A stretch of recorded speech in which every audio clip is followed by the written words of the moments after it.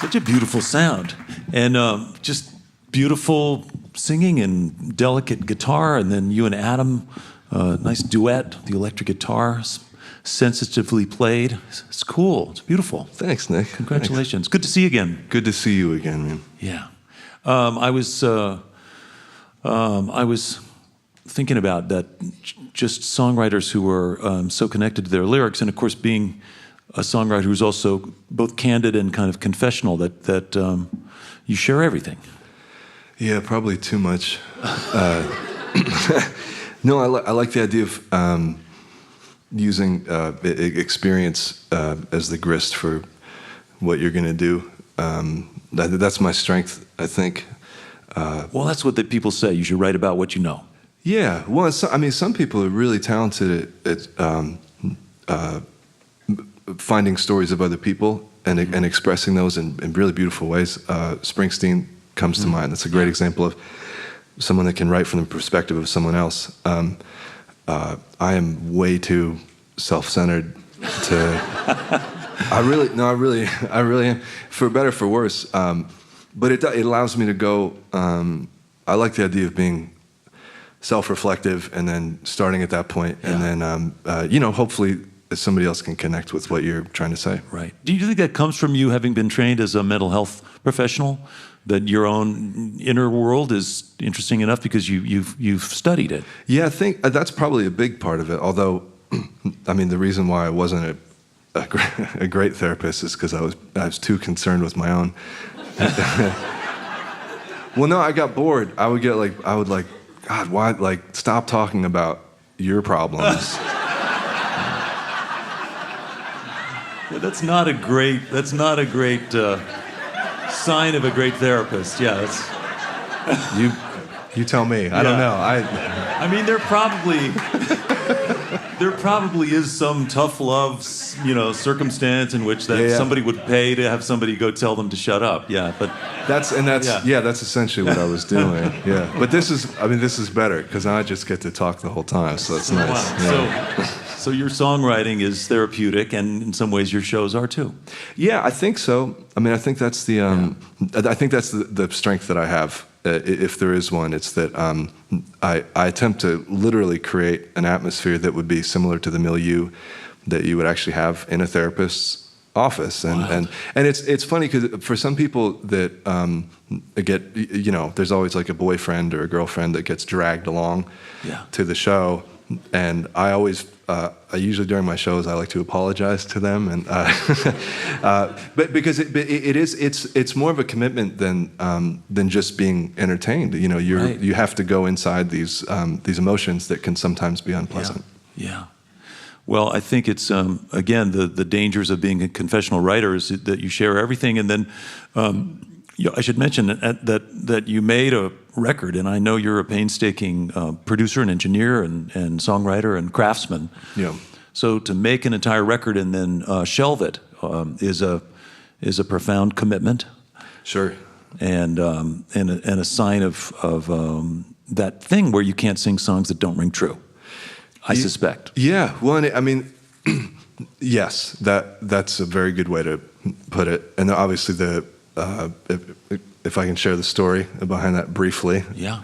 It's not a fun story, but neither's the music, so that's it's fine. But no, I was working on this record that you just mentioned, and it was going pretty well. I'd built a home studio, and working on it with a longtime bandmate and a friend, or so I thought. And I'll just rip the Band-Aid on it.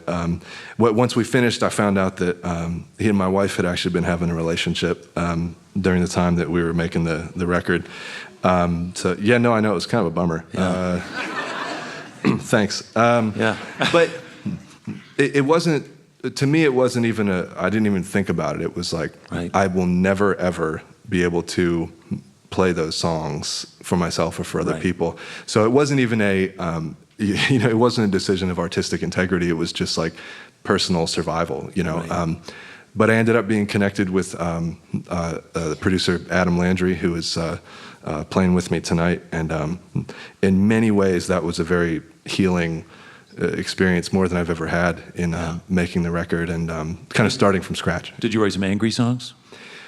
There's anger in them, but I don't love anger as an emotion in music. I think it's a secondary emotion, and I like to find out what's underneath the anger. And invariably, there's usually some fear and some pain. You know. Yeah.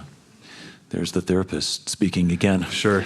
And I can't help but notice the irony that for a guy who's had his music in so many of these television shows that are fundamentally not necessarily soap operas, but they're all about human drama and betrayal and relationships, that the bandmate and the wife is sort of fits right into one of those scripts conceivably. Oh, I mean, if I wasn't, it's made for daytime television. If I wasn't involved in it, I would have sold that script to Days of Our Lives or something for sure. Yeah. Okay. I have to say to change the subject, because Lord knows we have to. I mean, I don't. That's no. I'll go as dark as you want to go, Nick. You know me, man. That's fine. Let's get into your stuff, Nick. Yeah. Well, listen. Last night I played a show with my band that I've been in for 41 years, and it was maybe our final show. It was like Hot Rise played the last show last night, so that's a thing. It is so hard for me to not say, how does that make you feel right now? Except you remember that you actually don't really care.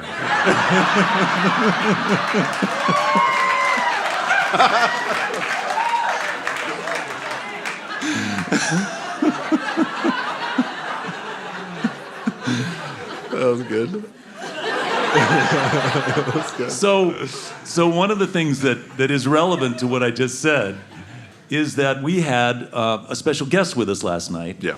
A blind fiddle player from Kentucky named Michael Cleveland, who's a great musician, a wonderful player. And it put me in mind of you growing up with your parents, both blind and both musical. Yes. And one of the things I was amazed by hanging around with Michael Cleveland is that his ear is just so tuned to everything. He hears everything, not just in the context of the songs, but he's absolutely spatially aware, and he doesn't miss a thing. So I was trying to imagine, as a teenager, could you get away with stuff because your parents were blind, or did they have that superpower where they heard everything? No, it's a good question, and there were moments of temptation to do that, but and I mean this sincerely, they were. There were moments when I did try, but I actually couldn't. I was always. I think it was not because they had superhuman hearing. It's because I was a dummy, and I couldn't end up getting away with the stuff that I wanted to get away with. But no, it's a fascinating thing. Like my mom to this day still, she knows when I'm in the room. And there were times, for various reasons, that I'd be trying to be sneaky, and I don't know if it's that she could smell me or that she could, quite literally sense the way that the air moves differently in a room when someone walks in. And the funny thing is, it's not a superpower; it's survival. It comes from the fact that if my mom and dad didn't learn how to use their ears, they were going to get hit by a car, or they were, you know what I mean? There was something that was likely going to happen. Yeah.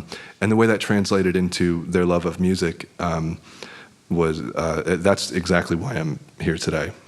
Yeah. And just to put it in perspective, we should note that your dad, you had a full pipe organ in your house that your blind dad built. Yeah. So these are not people who face limitations easily. No, they didn't. Well, and that's the other thing too. It's one of those, that card was used, although growing up too, where it was like, oh, you don't feel like going to school today. Yeah. Guess what? I haven't seen in 50 years. Yeah. So. Yeah. No wonder you at least approached therapy as a career. I tried. Yeah, I tried. Some stuff to work out there, William. Well, listen, I'm so happy that you've found songwriting and music as a pathway, and that you've shared. And the reality is, everybody has stuff.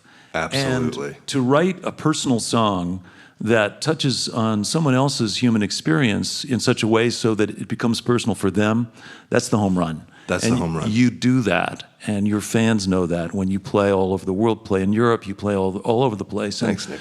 People come because they feel that connection. So that's a great achievement. Cheers, man. Thank you. Well, let's get back to music. Welcome back, if you would, William Fitzsimmons.